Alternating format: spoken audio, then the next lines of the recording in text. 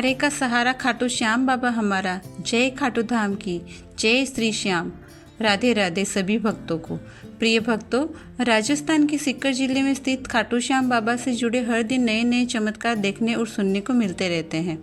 जब भी कोई भक्त पूरे संपूर्ण विश्वास के साथ खाटू श्याम बाबा के दरबार में जाता है, उनसे अपनी तकलीफ़ों को ठीक करने के लिए गुहार लगाता है, तो खाटू श्याम बाबा उसकी पुकार जरूर सुनते हैं, क्योंकि इनका नाम ही है हारे का सहारा, जो हर हारे हुए व्यक्ति की मदद करते हैं, जो हर असंभव कार्य को संभव करते हैं। प्रिय भक्तों, ऐसा आज तक कभी नहीं सुना गया कि जब श्याम बाबा के दरबार में कोई उम्मीद लेकर गया हो और उसे खाली हाथ लौटना पड़ा हो। जब भी किसी भक्त ने खाटू श्याम बाबा पर विश्वास कर उनसे अपनी इच्छा व्यक्त की है, उसको खाटू श्याम बाबा जरूर पूरा किए है। प्रिय भक्तों, श्याम बाबा के अनेकों चमत्कारों की सच्ची घटनाएं सुनने को मिलती है, जिससे पता चलता है कि आज भी कलयुग में खाटू श्याम बाबा भक्तों पर कृपा करते रहते हैं। आज भी भक्त अपने जीवन में चमत्कार का अनुभव करते हैं। तो प्रिय भक्तों, ऐसा ही खाटू श्याम बाबा के चमत्कार से जुड़ी घटना आज हम आपको सुनाने जा रहे हैं, जिसे सुनकर आपका मन बहुत भावुक हो उठेगा। यह कोई काल्पनिक घटना नहीं है, पूर्ण रूप से सत्य घटना है बाबा के चमत्कार की, जो आपके साथ साझा कर रहे हैं। एक व्यक्ति था जिसका नाम सक्षम था। पूरी तरह से नास्तिक था, कभी मंदिर नहीं जाता था, और यदि मजबूरी में परिवार वालों के साथ मंदिर जाना भी पड़ता तो वह मंदिर के गेट पर ही खड़ा हो जाता, अंदर मंदिर में नहीं जाता था। परिवार वाले बहुत जिद करते, तब वह सिर्फ एक ही बात कहता कि यहाँ तक आ गया हूँ, बहुत है। अगर इनको मुझे अंदर बुलाना है तो पहले इनको मेरी परीक्षाओं से गुजरना होगा, अन्यथा मेरे को यकीन दिलाना होगा कि वास्तव में इनका अस्तित्व इस धरती पर है। सक्षम जानबूझकर मंदिर के पास बैठकर शराब पिया करता था, या जानबूझकर शराब पीकर मंदिर में अंदर जाता था, लेकिन मूर्ति के कभी भी भगवान के दर्शन कभी नहीं करता था। यह क्रम लगातार 8 साल तक चलता रहा। परिवार के सदस्यों के साथ वैसे ही मंदिर तक जाना और मंदिर के अंदर नहीं जाना, यही क्रम चलता रहा। परिवार वाले भी सक्षम के इस बर्ताव के कारण बहुत दुखी थे। फिर सक्षम को काम के सिलसिले में घर से दूर शिफ्ट होना पड़ा। वहाँ पर वह अकेला ही रहता था। सुबह से शाम तक नौकरी में रहने के बाद शाम को वह घर आ जाता, खाना बनाता था, खाना खाता था, पर कभी भी भूल से भी भगवान का नाम नहीं लेता था। धीरे धीरे काम की अधिकता बढ़ने लग गई। सक्षम पूरी तरह से व्यस्त रहने लगा। शाम को घर आने के बाद भी वह अक्सर अपने काम में लगातार रहता था। इसी दौरान उसी के दफ्तर में काम करने वाली एक लड़की के साथ उसके प्रेम संबंध बनने लग गए। धीरे धीरे वह उन प्रेम संबंधों में खोने लग गया। दोनों एक दूसरे का बहुत ख्याल रखते थे। कुछ समय के बाद दोनों ने पारिवारिक रजामंदी के साथ शादी कर ली। शादी के कुछ ही दिन हुए थे कि सक्षम को किसी काम के सिलसिले में वहां से जाना पड़ा। इस दौरान सक्षम की पत्नी अकेली ही घर में रहती थी और दिन में नौकरी पर चली जाती थी। सक्षम की पत्नी को अकेले रहने पर अक्सर बहुत ज़्यादा डर लगता था, जिसके कारण वह बहुत ज़्यादा परेशान रहने लग गई थी। रात को सो नहीं पाती थी, जिसके कारण धीरे धीरे वह बीमार होने लग गई। सक्षम को जब यह बात पता चली तो वह जल्द ही वापस आ गया। सक्षम ने अपनी पत्नी का चेकअप जब डॉक्टर के पास कराया तो पता चला कि उसे पहले से बहुत गंभीर बीमारी है, जिसके कारण वह ज़्यादा लंबे समय तक जीवित नहीं रह पाएगी। सक्षम को यह जानकर बहुत दुख हुआ, लेकिन वह चाहते हुए भी अपनी पत्नी के सामने यह बात नहीं बता सकता था। इसलिए वह उसकी बहुत केयर करता था, हर पल उसका ख्याल रखता था। लेकिन साल भर बाद ही वह उसे छोड़कर चली जाती है। इसके बाद सक्षम पूरी तरह से टूट जाता है। उसका अकेलापन उसे धीरे धीरे पागल बनाता चला जाता है। उसका मन किसी भी चीज़ में नहीं लगता। अक्सर वह सिर्फ मौत के लिए ही सोचता रहता था। कोई भी सक्षम को संभाल नहीं पा रहा था। वह अक्सर शराब के नशे में एक कमरे में बंद रहता था। ना किसी से मिलना, ना किसी से बात करना। किसी भी पारिवारिक या सामाजिक कार्यक्रम में वह शामिल नहीं होता था।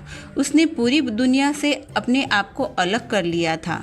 आखिरकार एक दिन वह अपनी यह लीला समाप्त करने की सोच लेता है और आखिरकार दिवाली की रात वह अपने आप को फांसी का फंदा लगाकर लटकाने के लिए तैयार हो जाता है। पूरी तरह से सब तैयारी हो जाने के बाद फंदे में अपनी गर्दन डाल देने के बाद पता नहीं क्या चमत्कार होता है क्या नहीं। वह अपने दोस्त को फ़ोन करता है और उसको बोलता है कि तुम गाड़ी लेकर आ जाओ, हम कहीं चलेंगे और हमको 2 से 3 दिन लग सकते हैं, हो सकता है ज़्यादा दिन भी लग जाएं, तो उसके हिसाब से कपड़े भी रख लेना। और वह लोग रात को करीब 1 बजे निकल जाते हैं। कहाँ जाना था कहाँ नहीं जाना था कुछ नहीं पता।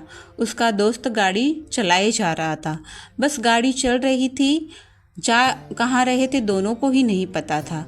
पूरी रात चलने के बाद सुबह वह एक जगह पर रुककर चाय पीते हैं, मुंह और हाथ धोकर आराम से चाय पीते हैं।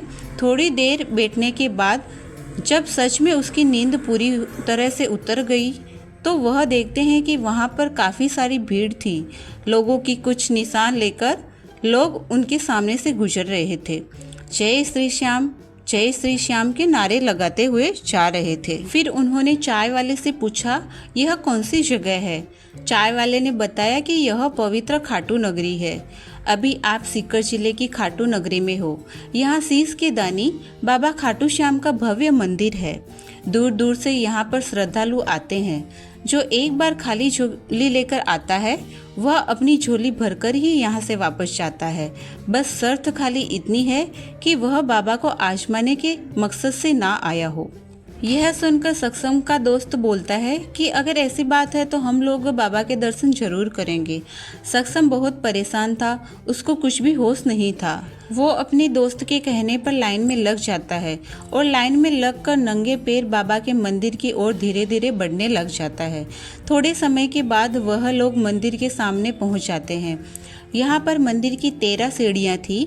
हर सीढ़ी जैसे अपने अंदर एक अलग ही आशीर्वाद लेकर बैठी हुई थी।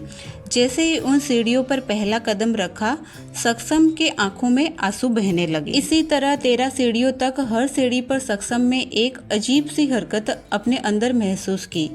आज पहली बार वह मंदिर के दरवाजे से मंदिर में के अंदर प्रवेश कर रहा था और एकदम श्याम बाबा की प्रतिमा के सामने पहुंच गया था। आज पहली बार प्रतिमा को सामने देखकर सक्षम के कुछ भी समझ में नहीं आ रहा था, सिर्फ श्याम बाबा को देखे जा रहा था। उसकी आंखों से आंसू का झरना बह रहा था। थोड़े समय के बाद दोनों मंदिर के बाहर आए। सक्षम ने बोला कि वह एक बार और मंदिर में जाना चाहता है। वह वापस से लाइन में लग के वापस से मंदिर में गया, वापस से बाबा के दर्शन किए।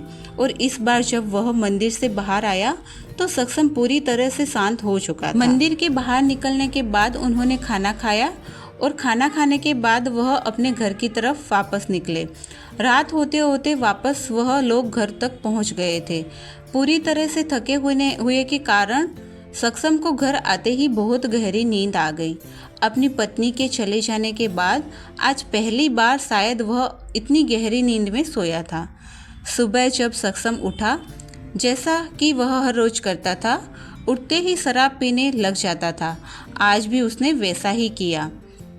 शराब की बोतल उठाई, गिलास उठाया, लेकिन जैसे ही बोतल का ढक्कन खोला उसे बहुत गंदी बदबू आई, जिसके कारण उसके उल्टियां होने लग गई थी। सक्षम समझ नहीं पा रहा था आखिर आज ऐसा क्या हो गया जो शराब की बदबू से ही उसे उल्टी आ रही है।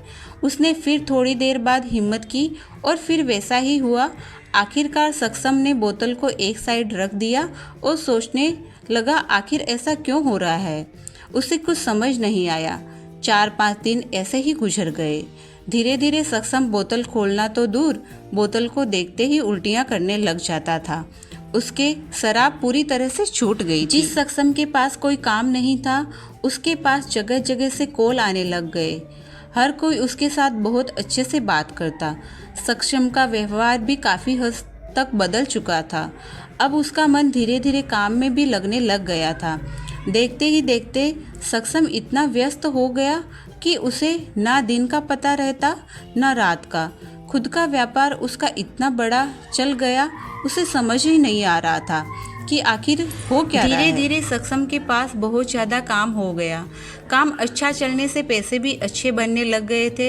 हर ऐसो आराम, हर साधन उसके पास बनने लग गया।